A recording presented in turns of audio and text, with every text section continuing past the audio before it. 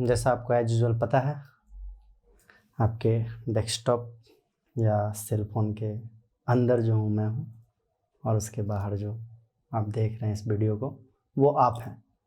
Clear?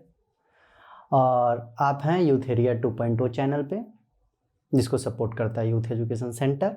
जैसा कि आपको पिछले इंट्रो क्लास में हमने बताया था कि हम लोग एक यूथ इंटेलेक्चुअल कोर्स YIC को लॉन्च कर चुके हैं, जिसके अंतर्गत हम लोग अपने सिलेबस को, अपने चैप्टर्स को और उस चैप्टर्स के अंतर्गत आने वाले तमाम टॉपिक्स को मैनेज करेंगे और मैनेजमेंट के साथ साथ कैसे आपको उन पे हार्ड वर्क करना है ये बताएंगे।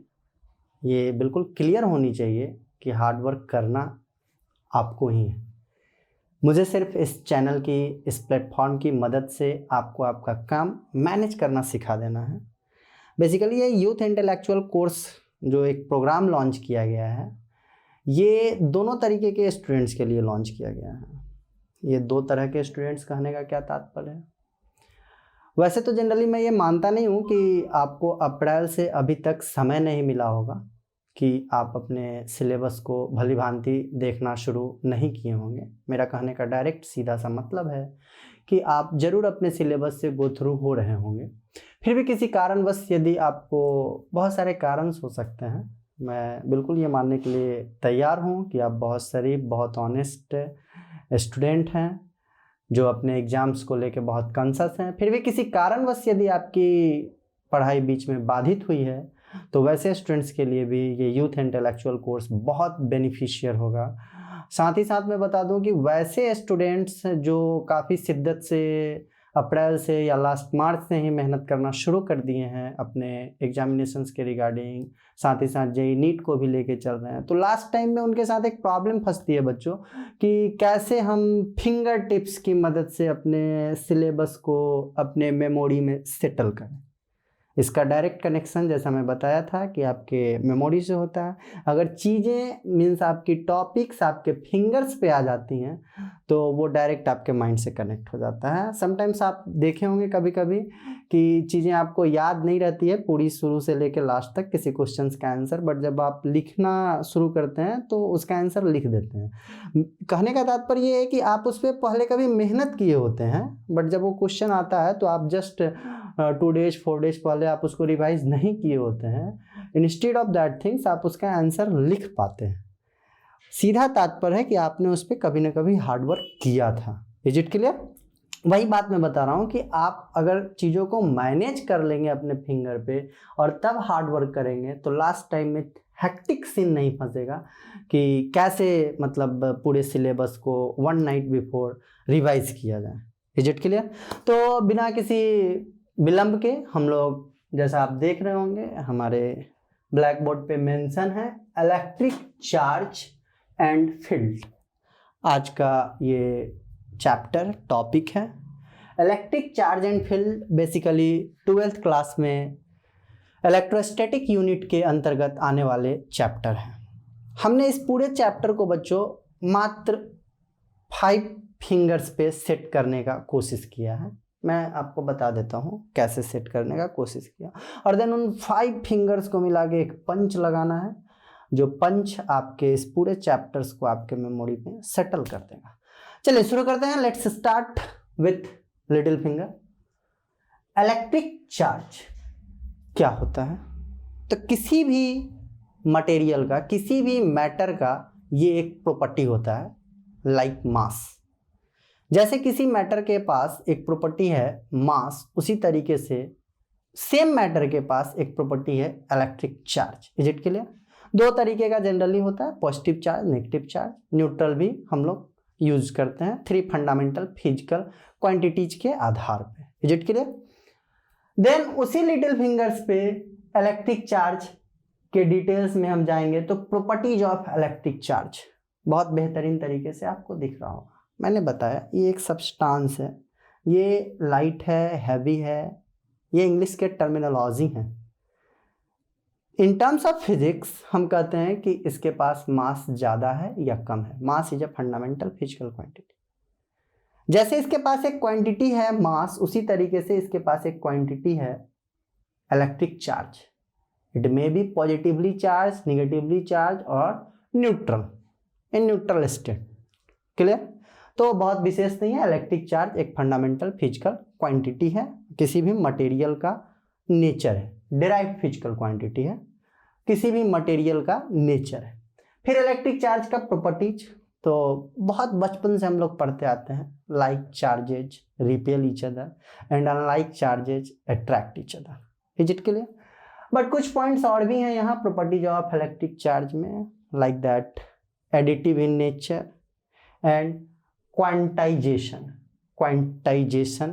Of electric charge, quantitative in nature, quantization of electric charge. Is it clear? कहने का मतलब चार्ज जो है वो फ्रैक्शन के फॉर्मेट में नहीं होगा, क्वांटाइजेशन के फॉर्मेट में होगा।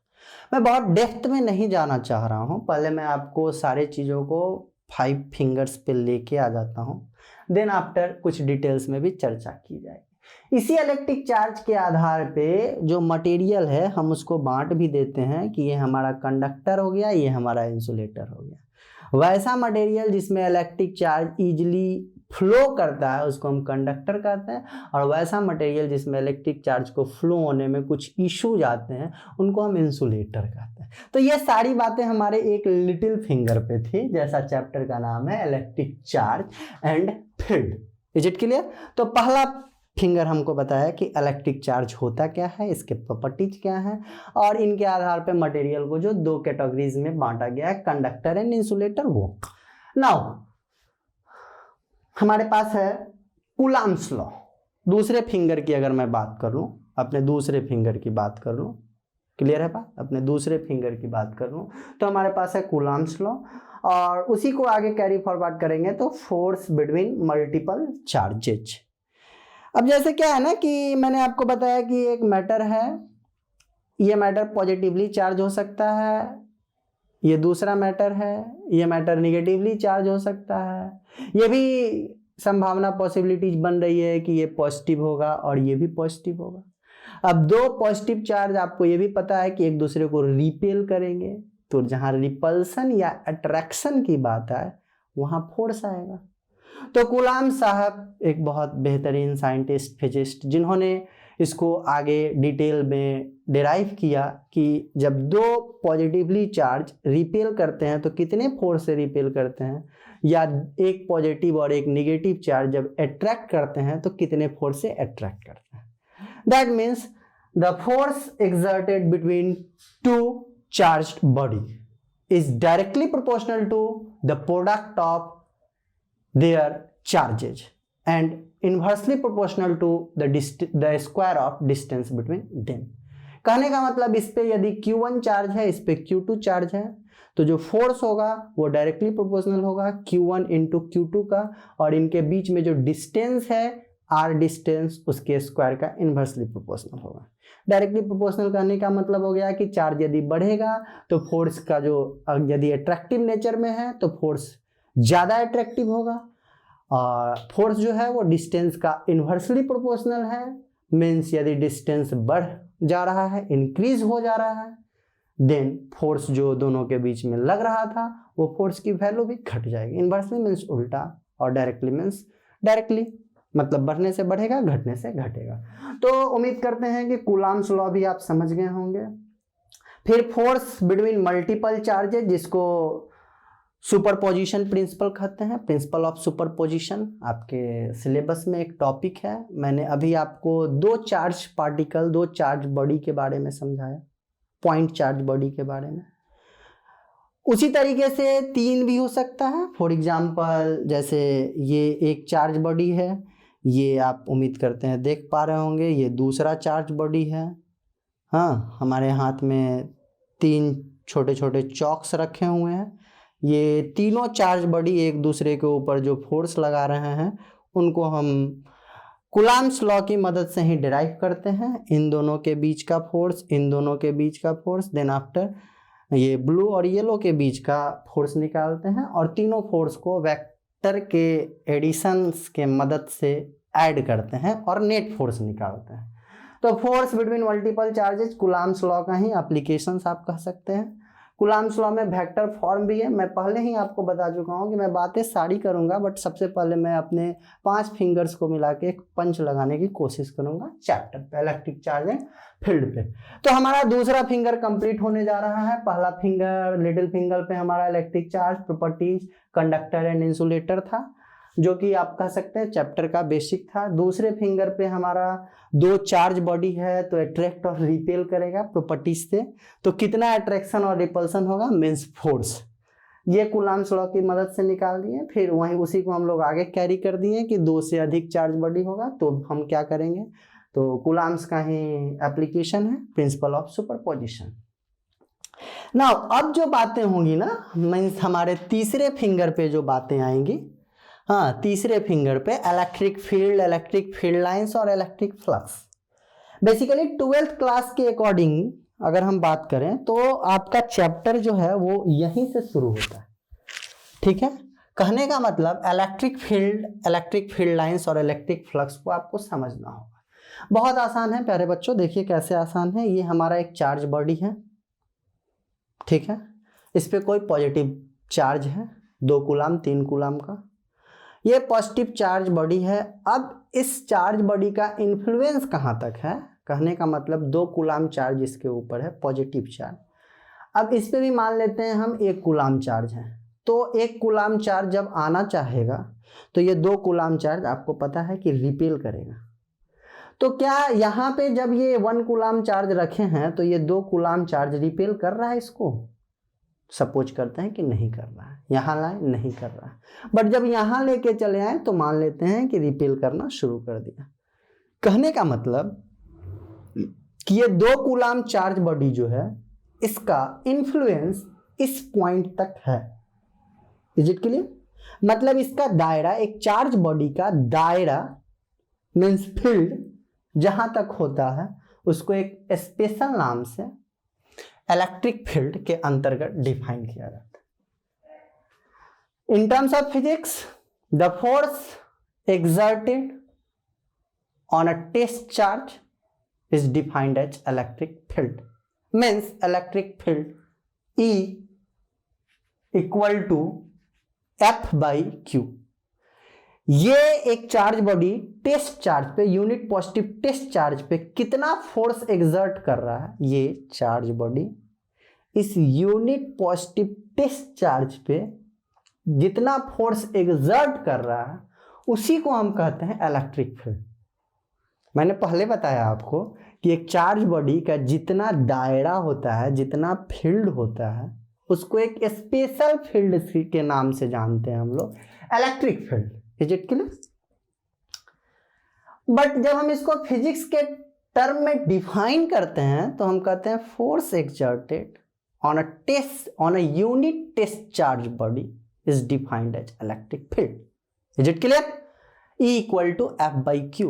आपको इसकी डेफिनीशंस, आपको इसके फार्मूला, आपको इसका एसआई यूनिट, आपको इसके डायमेंशन, जितने भी फिजिकल क्वांटिटीज आ रहे हैं ना, यदि आप उन पे कमांड रखते हैं तो मैं सीधा सा बात कहता हूँ कि आपको 70% के आसपास नंबर से कोई नहीं रोक सकता। मैं बहुत सरल भाषा में कर रहा हूँ। किसी एक चैप्टर में आने वाले किसी भी फिजिकल क्वांटिटीज का, मैं फिर से रिपीट कर दूं, किसी एक चैप्टर में आने वाले 5 या 10 फिजिकल क्वांटिटीज होते हैं। आपको उनके डेफिनेशन, आपको उनके फार्मूला, आपको उनके एसआई यूनिट्स, या जो व्यवहारिक तौर पे, प्रैक्टिकल तौर पे यूनिट्स इस्तेमाल किए जाते हैं, वो यूनिट्स और उनके डायमेंशंस यदि पता है तो मैं ऑनेस्टली बता रहा हूँ, आपको 70% नंबर लाने से कोई नहीं रोक सकता। अब 70 से ऊपर जाना है तो कुछ न्यूमेरिकल्स वगैरह प्रैक्टिस करने होंगे। और मैं जो ये बात कहा हूँ कि इतनी सारी बातें पता होनी चाहिए, डेफिनेशंस, फार्मूला, ऐसे यूनिट, डायमेंशन, तो ये बाबू रट के नहीं आपके मेमोरी में होल्ड हो सकता है। अगर आपके मेमोरी में ये बातें होल्ड हो रही हैं मतलब आप चैप्टर से गो थ्रू हो रहे हैं, और जब चैप्टर से गो थ्रू होंगे तो अल्टीमेटली आपको 70% और एबव से कोई नहीं रोक सकता। तो कहने का अर्थ समझें, मीनिंग समझें, हाँ, और उस पर हार्डवर्क करें। डन है बात? ये सारी बातें होने के बाद आपको अपने बुक से गो थ्रू होना होगा, तब चीज़ें क्लियर होगी। ये 20 मिनट आधे घंटे के रिकॉर्डिंग से आपको जो हैक्टिक सीन लगता है वो सीन सिंपल हो जाएगा, न कि आपका चैप्टर आपको याद हो जाएगा, याद करने में मदद मिलेगा। चले धीरे धीरे आप programme YIC programme youth intellectual course के जो प्रोग्राम है उसको आप समझ जाएंगे, हम उम्मीद करते हैं। फिलहाल हम आगे कैरी करते हैं। तो इलेक्ट्रिक फील्ड आपका क्लियर हो गया। हम तीसरे फिंगर की बात कर रहे हैं, पहला फिंगर और ये दूसरा फिंगर। तीसरे फिंगर में पहला पॉइंट इलेक्ट्रिक फील्ड हो गया। अब इलेक्ट्रिक फील्ड लाइंस पे बात करते हैं। अब जैसे क्या है ना कि इमेजिनरी लाइन होता है। अब जैसे ये एक चार्ज बॉडी है, इसका फील्ड यहाँ तक है, तो कुछ दिखाई तो दे नहीं ना रहा है। कोई टेस्ट चार्ज लाएंगे, ये रिपेल कर दिया तो पता चलेगा अच्छा अच्छा यहाँ तक क्या है, इलेक्ट्रिक फील्ड। बट ऐसे तो कुछ दिखाई नहीं दे रहा है जेन्युइनली, तो हम कहते हैं कि इमेजिनरी लाइन यहाँ एग्जिस्ट कर रहा है और उसी इमेजिनरी लाइन को हम बोलते हैं इलेक्ट्रिक फील्ड लाइंस। कहने का मतलब इलेक्ट्रिक फील्ड को रिप्रेजेंट करने का जो तरीका है वो है इलेक्ट्रिक फील्ड लाइंस। बहुत सरल भाषा में इमेजिनरी लाइंस होते हैं जो कि इलेक्ट्रिक फील्ड को रिप्रेजेंट करने या इलेक्ट्रिक फील्ड के बारे में बताने के लिए इस्तेमाल किए जाते हैं। उन्हें हम इलेक्ट्रिक फील्ड लाइंस कहते हैं। डेफिनेशंस के तौर पे आप इस्तेमाल कर सकते हैं हिंदी इंग्लिश जैसे आपको सूटेबल है। अब आपसे एग्जामिनेशंस में आ जाते हैं इलेक्ट्रिक फील्ड लाइंस के डेफिनेशन के साथ साथ उसका प्रॉपर्टीज लिखने के लिए। ये बहुत मार्केबल बात है, properties of electric field lines. Almost repeated questions है बोर्ड का, और इस पे कुछ असर्शन रीजन बेस्ड सवाल या कुछ कॉम्प्लेक्स करके सवाल JEE नीट में भी देखने को मिल जाते हैं। थोड़े हल्के टाइप के टॉपिक हैं। इलेक्ट्रिक फील्ड लाइंस के बारे में यदि हम चर्चा करें, इसके प्रॉपर्टीज के बारे में, तो आपको बता दें कि electric field lines never intersect each other. मतलब दो फील्ड लाइंस कभी भी एक दूसरे को इंटरसेक्ट नहीं। ये बहुत अहम प्रॉपर्टीज है इसका। अगर हम इससे भी पहले थोड़ा सा हल्के में प्रॉपर्टी को समझना चाहें तो ये हमारे पास सपोज कीजिए एक पॉजिटिव चार्ज बॉडी है, तो field lines positive charge body से ओरिजिनेट होता है, और कहीं पे यदि निगेटिव चार्ज बॉडी है तो निगेटिव चार्ज बॉडी पे टर्मिनेट होता है। मतलब बहुत बेसिक प्रॉपर्टी है इलेक्ट्रिक फील्ड लाइंस का कि originated from positive charge body and terminated at negative charge body. Is it clear? और स्टैंडर्ड तो मैं आपको बता ही दिया कि जैसे ये एक पॉजिटिव चार्ज बॉडी है, ये नेगेटिव चार्ज बॉडी। यहाँ से एक फील्ड लाइन चला, यहाँ तक आया। यहाँ से जो हमारा दूसरा फील्ड लाइन चल रहा है ना, ये कर्व के तौर पे या स्ट्रेट लाइन के तौर पे, वो एक दूसरे को कभी भी इंटरसेक्ट नहीं करेगा। आप होपफुली बात समझ रहे हैं, थोड़ा बुक से गो थ्रू हूँ। क्लियर है बात? तो इलेक्ट्रिक फील्ड लाइंस के प्रॉपर्टीज के बारे में हम चर्चा करें। ये भी सवाल पूछे जाते हैं कि इलेक्ट्रिक फील्ड लाइंस एक दूसरे को इंटरसेक्ट नहीं करते हैं, ऐसा क्यों, वाई? आपको इसका कॉज बताना पड़ता है, रीजन बताना पड़ता है। 2 नंबर 3 नंबर में पूछ लिए जाते हैं। तो आप अच्छे से इन सब बातों को अपने जहन में रखें और उस पर काम करें। अब इलेक्ट्रिक फ्लक्स। इलेक्ट्रिक फ्लक्स क्या होता है? तो एक फिजिकल क्वांटिटीज है जो कि आपको इलेक्ट्रिक फील्ड का मेजरमेंट बताता है। किसका मेजरमेंट बताता है? इलेक्ट्रिक फील्ड का। ये एक चार्ज बॉडी है। देखो मैं थोड़ा सा फिर से एक बार इनिशिएट कर देता हूँ। इस चैप्टर का मेन थीम क्या है? मेन थीम ये है ना कि हमारे पास मटेरियल है, हमारे पास सब्सटेंस है। हम बच्चे क्लास से इस सब्सटेंस के एक प्रॉपर्टी मास के बारे में हम जानते हैं, और अब हमको ये पता चल गया है कि इसके पास दूसरा प्रॉपर्टी भी है, इलेक्ट्रिक चार्ज, क्योंकि each and every substance is made up by electron, proton and neutron. जैसा बहुत बेसिक कॉन्सेप्ट है। तो अब हम इसके इलेक्ट्रिक चार्ज वाले प्रॉपर्टी के बारे में सारी डिटेल्स नॉलेज को गैदर करने का कोशिश कर रहे हैं। तो इसके पास जो इलेक्ट्रिक चार्ज है, इलेक्ट्रॉन, प्रोटॉन, न्यूट्रॉन, वो क्या क्या कर सकता है? तो वो करता है हमारा कि इलेक्ट्रिक फील्ड कितना है, इलेक्ट्रोस्टैटिक फोर्स कितना है। कूलाम साहब ने जो फोर्स कैलकुलेट किया था उसको हम स्पेशल इलेक्ट्रोस्टैटिक फोर्स के नाम से भी जानते हैं। और उसी कड़ी में हम आगे बढ़ गए हैं कि इलेक्ट्रिक फील्ड इसका कितना है। क्लियर है बात? तो इलेक्ट्रिक फील्ड जो है वो हमारा इस चार्ज बॉडी का एक मतलब जो फिजिकल क्वालिटी होता है उसको रिप्रेजेंट करता है इलेक्ट्रिक फील्ड, और उसके टोटल अमाउंट को इलेक्ट्रिक फ्लक्स बताता है। क्या कहता है इलेक्ट्रिक फ्लक्स? कि सपोज कीजिए ये एक चार्ज बॉडी है, तो इससे electric field lines, imaginary lines release हो रहे हैं, निकल रहे हैं। तो कितना इलेक्ट्रिक फील्ड लाइंस निकल रहे हैं? Number of electric field lines originated through the total area of charge body, charge body के टोटल एरिया से चारों तरफ से इलेक्ट्रिक फील्ड लाइंस निकल रहा है ना, तो जो इलेक्ट्रिक फील्ड लाइंस है वो टोटल एरिया से कितने निकल रहे हैं, इसको हम एक नए फिजिकल क्वांटिटी इलेक्ट्रिक फ्लक्स से डिफाइन करते हैं। Electric flux means total number of electric field lines through the total area of charge body. Is it clear? Phi से, फाई इसका सिंबल है, फाई से रिप्रेजेंट करते हैं। और यदि हम फाई के बारे में आपको बताने की कोशिश करें तो फाई इक्वल टू जो हमारा फॉर्मूला हो जाता है वो होता है E dot A. E dot A dot product है, इसलिए इलेक्ट्रिक फ्लक्स जो होगा वो आपका एक स्केलर क्वांटिटी होगा। डॉट प्रोडक्ट स्केलर क्वांटिटी होता है, डॉट प्रोडक्ट हटा देंगे तो कॉस थीटा हो जाएगा।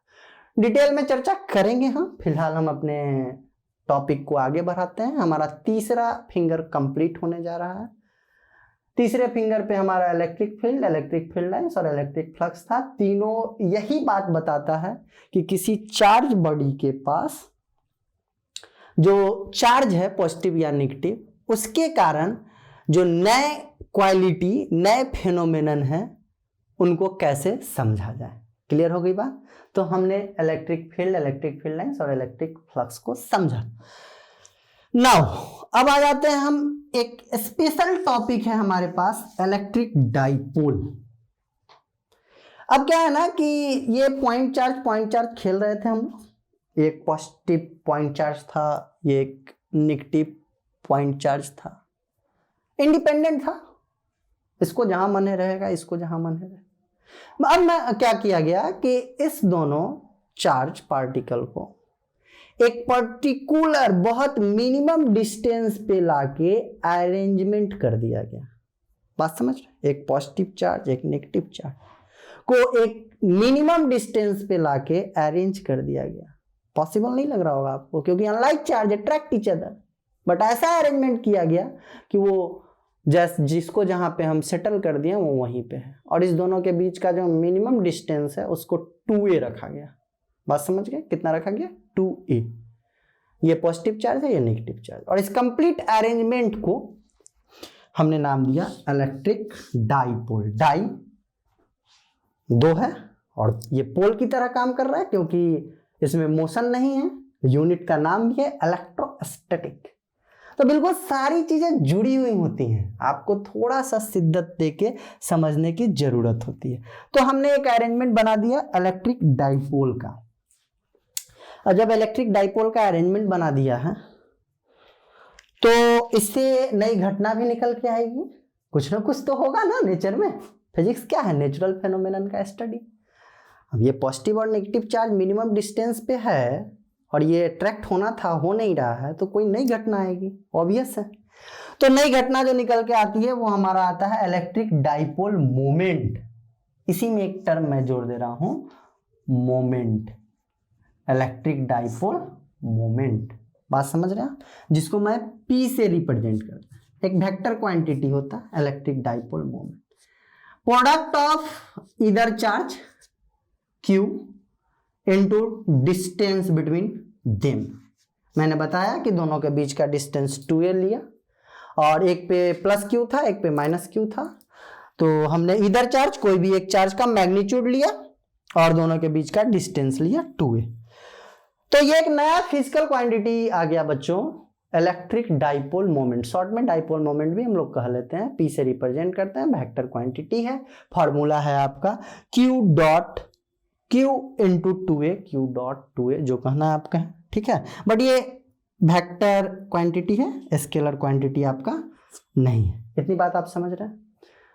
बढ़े आगे। ये था इलेक्ट्रिक डाइपोल मोमेंट। अब जब ये एक पॉजिटिव चार्ज और ये एक नेगेटिव चार्ज 2a डिस्टेंस पे सेपरेट है, तो एक काम तो किया कि नया फिजिकल क्वांटिटी दे दिया, इलेक्ट्रिक डाइपोल मोमेंट। साथ ही साथ अब मान लेते हैं दोनों चार्ज के कारण इलेक्ट्रिक फील्ड अपना अपना था। ये कहीं है तो इलेक्ट्रिक फील्ड है, ये कहीं है तो इलेक्ट्रिक फील्ड है F/Q। बट जब दोनों साथ में है तो इसका इलेक्ट्रिक फील्ड E1 और इसका इलेक्ट्रिक फील्ड E2। किसी पर्टिकुलर पॉइंट पे, एक्सियल पॉइंट पे, किसी एक्सियल पॉइंट पे इसके कारण E1 और इसके कारण E2, बात समझ रहे हैं, और दोनों का रिजल्टेंट निकालना है, तो इसको हम कहते हैं electric dipole moment on axial point, बात समझ रहे हैं, ई एक्सियल, क्लियर है बात। इसको आप निकालते हैं, जिसमें हम लोग लिखते हैं 2kp, ठीक है, ई एक्सियल निकाल रहे हैं हम लोग, जिसमें 2kp RQ, क्लियर है बात, 2kp RQ एक्सियल पे इलेक्ट्रिक फील्ड, इलेक्ट्रिक डाइपोल के कारण एक्सियल पॉइंट पे इलेक्ट्रिक फील्ड कितना होगा वो हम निकाल लें, बात समझिए। ये एक अरेंजमेंट है इलेक्ट्रिक डाइपोल, इसके कारण नया फिजिकल क्वांटिटी आया इलेक्ट्रिक डाइपोल मोमेंट, वो बात हो गई। अब मेरा मुख्य बिंदु ये है कि इस अरेंजमेंट के कारण इलेक्ट्रिक फील्ड कितना है, क्योंकि अरेंजमेंट किसका है, पॉजिटिव चार्ज बॉडी का, और पॉजिटिव चार्ज बॉडी हम लोग क्यों पढ़ रहे हैं, चार्ज बॉडी क्यों पढ़ रहे हैं, क्योंकि उस चार्ज बॉडी का इलेक्ट्रिक फील्ड कितना है, वो चार्ज बॉडी किस किस तरह का नेचुरल फेनोमेनन शो कर सकता है, इसको समझने के लिए हमको इलेक्ट्रिक फील्ड पढ़ना है। मतलब इलेक्ट्रिक डाइपोल के अंतर्गत भी हमने इलेक्ट्रिक फील्ड पढ़ा एक्सियल पे, इसी तरह हम इक्वेटोरियल पे भी पढ़ते हैं, और इक्वेटोरियल पे इसका हाफ हो जाता है, कहने का मतलब ये 2 हट जाएगा, इसका हाफ यही होगा ना, KP/RQ, इज इट क्लियर। तो ई एक्सियल और इक्वेटोरियल हमने आपको चलते चलते बता दिया। अच्छा, दूसरी नंबर बात एक और कर ले छोटा सा, कि इस इलेक्ट्रिक फील्ड को, इस इलेक्ट्रिक डाइपोल को जब पहले से कहीं इलेक्ट्रिक फील्ड है, जैसे इस कमरे में पहले से इलेक्ट्रिक फील्ड है, यूनिफॉर्म एक्सटर्नल इलेक्ट्रिक फील्ड, उस यूनिफॉर्म एक्सटर्नल इलेक्ट्रिक फील्ड में जब हम इस इलेक्ट्रिक डाइपोल को प्लेस करते हैं ना, तो क्या होता है, हमारा इस पे एक टर्क अप्लाई होता है, और उस टर्क की वैल्यू भी आपको निकालनी। ये था आपका चौथा फिंगर, जिसपे हमने आपको इलेक्ट्रिक डाइपोल बताया। Is it clear. यहां तक उम्मीद करते हैं कि आपको समझ में आ गया होगा। 11 मिनट बाकी है, 1 घंटा ज्यादा बैटरी बैकअप देगा तो बस हो जाएगा तुरंत। 11 मिनट बाकी, 11:50, 11:49, 11:40। ठीक, तो नाउ अब हम रुक करते हैं अपने लास्ट पॉइंट की तरफ, 5वें पॉइंट की तरफ। 5वां पॉइंट होगा हमारा गॉस लॉ और उसका एप्लीकेशंस। आपको दिख रहा होगा एक छोटा सा बात यहां भी लिखा हुआ है, कॉन्टिन्यूअस चार्ज डिस्ट्रीब्यूशन। मैंने इसको छोड़ दिया क्योंकि मुझे पंच ही लगाना है, और मैं छोड़ूंगा नहीं, मैं आपको बता दूंगा कि इसका क्या इंपॉर्टेंस है। कुछ बातें करेंगे हम लोग लास्ट में, पहले थोड़ा सा गॉस लॉ को देखते हैं और उसका एप्लीकेशंस को देखते हैं। देखो बच्चों, थोड़ा सा समझना, कूलाम साहब आए तो कूलाम साहब ने क्या कहा कि 2 पॉइंट चार्ज स्टैटिक स्टेट में है तो कितना फोर्स लगेगा। क्लियर है बात। बट जनरली क्या होता है ना कि चार्ज जो है वो पॉइंट चार्ज के रूप में पाया नहीं जाता है। चार्ज को किसी कंडक्टर पे जब हम प्लेस करते हैं तो वो या तो उसके पूरे लेंथ पे डिस्ट्रीब्यूट हो जाएगा, या तो उसके इंटायर वॉल्यूम पे डिस्ट्रीब्यूट हो जाएगा, या तो उसके सरफेस पे डिस्ट्रीब्यूट हो जाएगा। और बातों ही बातों में मैंने आपको ये टॉपिक पढ़ा दिया, कॉन्टिन्यूअस चार्ज डिस्ट्रीब्यूशन। चीजों को कनेक्ट करेंगे। चार्ज हमारा डिस्ट्रीब्यूट हो गया यदि लेंथ पे तो लीनियर चार्ज डिस्ट्रीब्यूशन, अगर हमारा डिस्ट्रीब्यूट हो गया सरफेस एरिया पे तो सरफेस चार्ज डिस्ट्रीब्यूशन, और अगर इंटायर वॉल्यूम पे डिस्ट्रीब्यूट हो गया तो volume charge distribution. Means coulomb साहब ने जो एक कॉन्सेप्ट दिया था पॉइंट चार्ज का, और उस पे जो उन्होंने इलेक्ट्रोस्टैटिक फोर्स निकाला था वो बिल्कुल गलत नहीं था, बहुत करेक्ट था, बहुत उस समय के दौर में रिवॉल्यूशनरी वर्क था। बट चार्ज जो है वो डिस्ट्रीब्यूट हो गया तो उस केसेस में हमको क्या करना पड़ा कि एक नए लॉ का मदद लेना पड़ा। आप बुक के थ्रू जाएं और इस चीज में भी आप डिफरेंस क्रिएट करें और उसको समझें कि कूलाम्स लॉ और गॉस लॉ में गॉस लॉ क्यों ज़्यादा बेनिफिशियरी है। गॉस लॉ से कैसे हम किसी न्यूमेरिकल्स को बहुत इजीली सॉल्व कर लेते हैं, जबकि उसी न्यूमेरिकल्स को हम कूलाम्स लॉ से भी सॉल्व कर सकते हैं, क्योंकि दोनों लॉ का काम फोर्स और फोर्स के बाद जो है सो इलेक्ट्रिक फील्ड निकालने का। क्लियर है बात। तो गॉस लॉ ने बड़ा सिंपल सा स्टेटमेंट दिया। गॉस साहब इस इलेक्ट्रिक फ्लक्स को बेस बनाए, और इलेक्ट्रिक फ्लक्स को बेस बनाने का मतलब है कि इलेक्ट्रिक फ्लक्स किसके बारे में बताता है, electric field lines through total area और इलेक्ट्रिक फील्ड लाइंस मतलब इलेक्ट्रिक फील्ड, और इलेक्ट्रिक फील्ड का डेफिनेशन आपको पता है F/Q, और F कहने का मतलब KQ1 Q2 by R square, Coulomb's law की मदद से। बात समझ रहे हैं आप? तो मैंने क्या बताया आपको कि गॉस साहब ने बेस बनाया इलेक्ट्रिक फ्लक्स को, कहने का मतलब कि उन्होंने सारे चीजों को कॉन्साइज कर दिया पकड़ के। गॉस साहब ने सारे चीजों को कॉन्साइज कर दिया। आप थोड़ा सा अपने बुक से चीजों को मिलाएं, कनेक्ट करें। हार्डवर्क आपका जिम्मेवारी है, आपकी रिस्पॉन्सिबिलिटी। आप फंस रहे हैं, आप कमेंट करें, हम भरपूर प्रयास करेंगे कि आपके कामों को मैनेज कर दिए हैं, जरूरत पड़ा तो और कर देंगे। डन है? तो गॉस लॉ क्या बताया कि टोटल इलेक्ट्रिक फ्लक्स जो होता है किसी क्लोज्ड सरफेस से, क्लोज्ड लूप से, जिसको गॉसियन सरफेस भी कहते हैं, वो 1/ε0 of total charge enclosed by this close surface. मतलब हमारे पास एक क्लोज सरफेस है, इस क्लोज सरफेस में अगर Q चार्ज है तो Q चार्ज के कारण जो टोटल फ्लक्स होगा, Q चार्ज है और Q चार्ज एक क्लोज सरफेस में है, क्लोज सरफेस में है Q चार्ज, तो इस Q चार्ज के कारण जो टोटल इलेक्ट्रिक फील्ड लाइंस निकलेगा, मतलब इलेक्ट्रिक फ्लक्स होगा फाई, वो होगा 1/ε0 ऑफ Q। हाँ, 1/ε0 ऑफ Q। बात समझ रहे हैं? ये है गॉस साहब का लॉ, बड़ा सिंपल सा, सरल सा। The total electric flux through a close surface is 1/ε0 times of total charge enclosed by this surface. Is it clear? और इसकी मदद से हम लोग बहुत सारा एप्लीकेशंस निकालते हैं, जैसे straight wire, thin sheet, spherical shell. Straight wire मतलब एक वायर है, उस पे आप 1 कूलम चार्ज रखे हैं, तो 1 कूलम चार्ज कहीं एक जगह नहीं होगा ना, एक वायर पे इनफाइनाइट लॉन्ग वायर है या उसका कुछ फाइनाइट लेंथ ही है, तो उस पे जो आप 1 कूलम चार्ज रख दिए, क्या वो 1 कूलम चार्ज एक पॉइंट पे रहेगा? वो तो उसके इंटायर लेंथ पे क्या हो गया, डिस्ट्रीब्यूट हो गया। और जब 1 कूलम चार्ज उसके इंटायर लेंथ पे डिस्ट्रीब्यूट हो गया, और अब इस वायर के कारण मुझे इस पॉइंट पे क्या करना है, इलेक्ट्रिक फील्ड निकालना है, तब तो ये वाला जो पॉइंट है इसके कारण E1 आ जाएगा, ये वाले पॉइंट के कारण E2 आ जाएगा, E3, E4, E5। बहुत डिफिकल्ट हो जाएगा कूलम्ब्स लॉ से निकालना। इसलिए हम लोग क्या करते हैं, अगर इस पॉइंट पे निकालना है तो एक गॉसियन सरफेस बना देते हैं, और गॉसियन सरफेस ऐसा बनाते हैं कि वो सरफेस उस पॉइंट को टच करे, वो पॉइंट जो है उस सरफेस के ऊपर लाई करे जहां मुझे इलेक्ट्रिक फील्ड कैलकुलेट करना है, और तब हम गॉस लॉ की मदद से निकाल देते हैं। न्यूमेरिकल्स कोशिश करेंगे 1-2 आपके लिए लेके आए, बट हमारा main target youth intellectual course का ये है नहीं। मैं ये नहीं कहूँगा कि आप इसके लिए हमारा ऑफलाइन कोर्स ज्वाइन करें, आप बुक से गो थ्रू, कहीं कोई कॉमेंट, आपको यदि कोई किसी तरह की कोई परेशानी आती है तो कमेंट सेक्शन में कमेंट करें, उस आधार पे इस चैप्टर्स में कुछ अगर रिक्वायरमेंट होगी तो एक मतलब एडेंडम जोड़ के वीडियो बनाया जाएगा। अदरवाइज आपके लिए एक पंच तैयार कर दिया हूँ, मैं रिकॉल कर दूँ within 2 minutes. Electric charge and field आपका चैप्टर है, इलेक्ट्रोस्टैटिक यूनिट है, उस यूनिट में 2 चैप्टर हैं, ये चैप्टर पहला है, दूसरा चैप्टर का भी आएगा। माइंड मैप, ये माइंड मैप आप कह सकते हैं, फिंगर टिप्स कह सकते हैं, 5 फिंगर्स, 5 पॉइंट्स एंड 1 चैप्टर।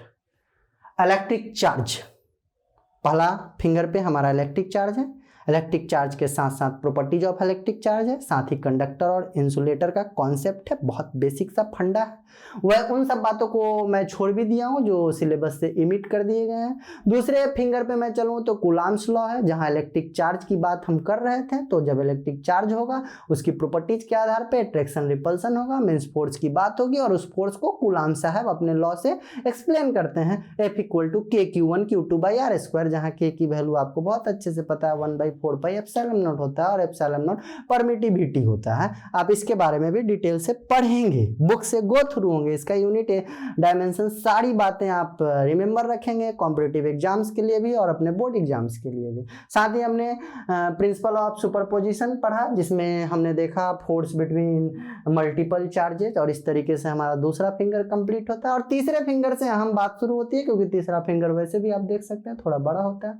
तीसरे फिंगर से चैप्टर की मुख्य बात शुरू होती है इलेक्ट्रिक फील्ड लाइंस और इलेक्ट्रिक फ्लक्स, जो सारा ये बताता है कि अगर किसी मटेरियल पे कोई चार्ज है तो वो चार्ज के कारण किस तरह की नई नई फेनोमेनन घटित हो रही है, और उस नई नई फेनोमेनन को पढ़ने के लिए किन सब नई फिजिकल क्वांटिटीज की जरूरत है। मैं फिर से छोटे शब्दों में रिपीट कर दूं कि एक चार्ज पार्टिकल है, हाँ, इसके कारण जो नई नई घटनाएं घटित होगी उसको समझने के लिए मुझे किन नई फिजिकल क्वांटिटीज की जरूरत है, तो वो यही है इलेक्ट्रिक फील्ड, इलेक्ट्रिक फ्लक्स और इलेक्ट्रिक फील्ड लाइंस, तो उसका रिप्रेजेंटेशन है। जिट के लिए तीसरी फिंगर मैंने कंप्लीट किया यहीं पे, और चौथे फिंगर पे मैं आ गया तो इलेक्ट्रिक डाइपोल, वही एक नया अरेंजमेंट किया, एक नई घटना घटित हुई और उस नई घटना को समझने के दौरान हमने इलेक्ट्रिक डाइपोल मोमेंट को समझा, और देन आफ्टर हमने इलेक्ट्रिक फील्ड भी कैलकुलेट किया एक्सियल पॉइंट पे, और इक्वेटोरियल पे भी मैंने आपको बताया कि इसका हाफ हो जाएगा। आप इसका डेरिवेशन रेडी करें। देखिए डेरिवेशन जरूरी नहीं है कि आपके एग्जामिनेशन में पूछे, बट डेरिवेशन करने से